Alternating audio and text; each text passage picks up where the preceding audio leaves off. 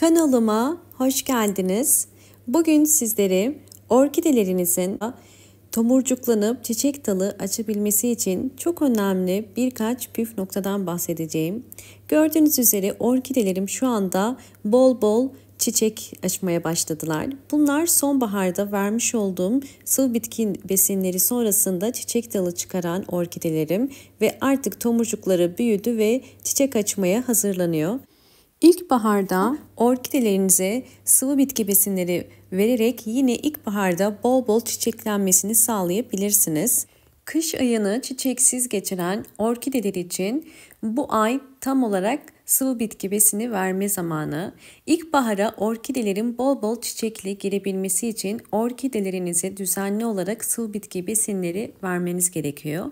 Bugün özellikle orkidelere yeşil çay kullanacağım ve yeşil çaydan güçlü bir gübre hazırlayacağız. Yeşil çay önemli bir antioksidan barındırır.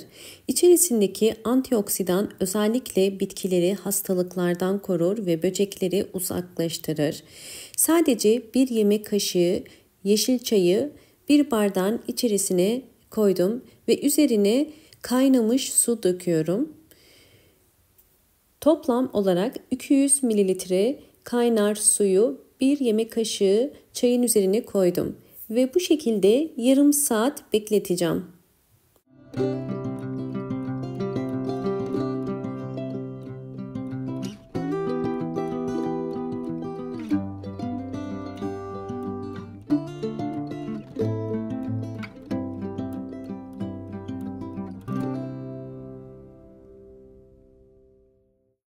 Evet, yeşil çayı yapraklarından arındırmak için süzdüm. Bakın geriye kalan posası. Toplamda 200 mililitre yeşil çayı kasemin içerisine koydum. Ve üzerine arıtma suyu koyuyorum. Bunu konsantre olabilmesi için bu şekilde yapıyorum.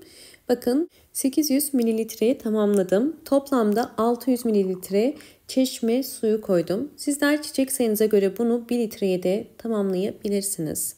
Bunu 3 farklı yöntem ile kullanacağım.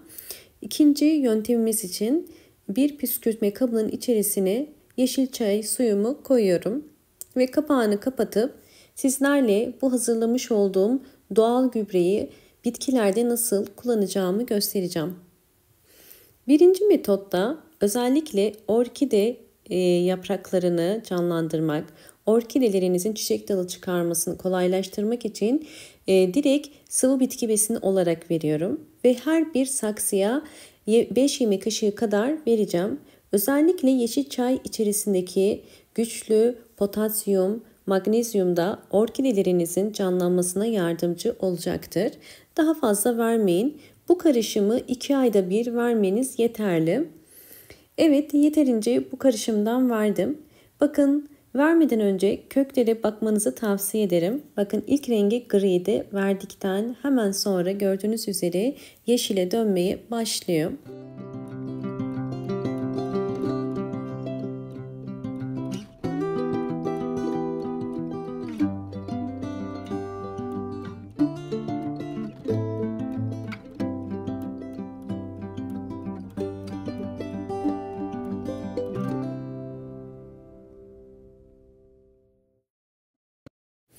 Ve şimdi sizlere ikinci metodumu da göstermek istiyorum. Bu metotta bu hazırlamış olduğum karışımı direkt orkide yapraklarına döküyorum. Orkide yapraklarında görünen ya da görünmeyen birçok hastalık ya da böcek olabilir.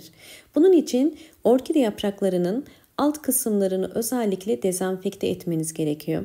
Bu orkide yaprağında ki suyu verdikten sonra bakın gövde kısmında bu şekilde birikecektir. Bu suyu bir peçete ile almanız gerekiyor. Eğer sürekli bu şekilde kalırsa gövde mantarına sebep olur. Evet, şimdi fazla suyu almak için sadece yaprak aralarına peçeteyi koyuyorum. Ve bu şekilde hiç silmeden 30 dakika bekleteceğim. Sizlere özellikle sıktıktan hemen sonra bakın orkidemdeki bir örümceği de göstermek istiyorum. Orkidemin yapraklarından bir böcek olduğu belliydi. Ve gördüğünüz üzere yeşil çay suyunu dökünce hemen ortaya çıktı. Yani bu yapraklardaki lekelere bu örümcek sebep olmuş. Orkidemin yaprakları bu halde olmasına rağmen bol bol yeni çiçek dalları çıkarmaya devam ediyor. Bu vermiş olduğum sıvı bitki besinleri sayesinde.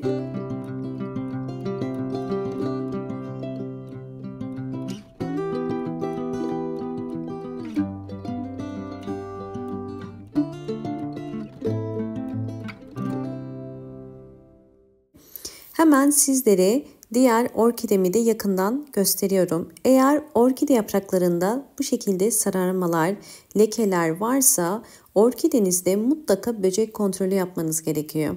Ve bu tarz sıvı bitki besinlerini sıkarak orkidelerinizin yaprak hastalıklarından korunmasına yardımcı olabilirsiniz. Çünkü yeşil çay gibi güçlü antioksidan barındıran sıvı bitki besinleri orkide yapraklarını canlandırır ve köklerini canlandırarak daha sağlıklı yaprak ve kök çıkarmasını sağlar. Sağlıklı kök ve yaprak çıkaran orkideler bu şekilde bol bol yeni çiçek dalı da çıkarır. Hemen yine sizlere bakın. Tamamen neredeyse orkide yapraklarını kaybetmek üzere olan bir orkidemi gösteriyorum. Bu orkidemin neredeyse hiç yaprağı kalmamıştı ve ikisi de çürümeye başlamıştı. Bakın gövde kısmından yeni bir yaprak çıkardı. Hemen şöyle görebilirsiniz. Bu ortada gördüğünüz yeni çıkan bir yaprak. Bu tarz orkideleri kurtarmak aslında çok kolay. Sadece düzenli ve doğru bir bakım yapmanız gerekiyor. Bakın bu haldeyken bile çiçek dalı çıkarabiliyor.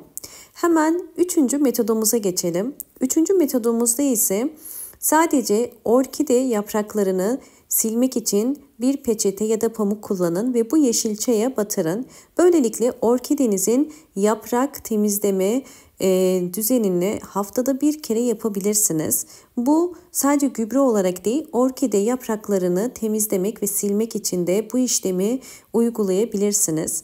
Böylelikle haftada bir kere orkide yapraklarını sildiğiniz zaman eğer bir böcek ya da hastalık varsa hemen fark edebilirsiniz. Hem de içerisindeki antioksidan özelliği sayesinde sildiğiniz zaman böcekler ve de hastalıklar da uzaklaşmış olacaktır.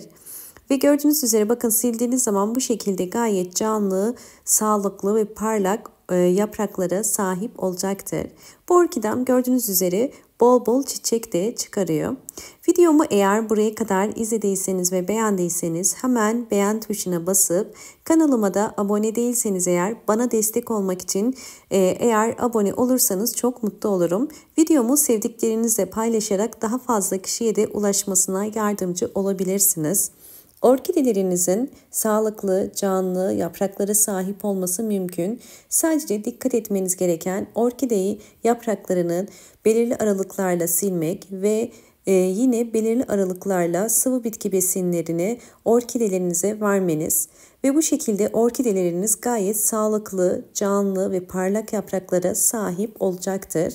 Orkidelerinizin çiçek çıkarması kesinlikle orkidenizin sağlıklı olmasına bağlı.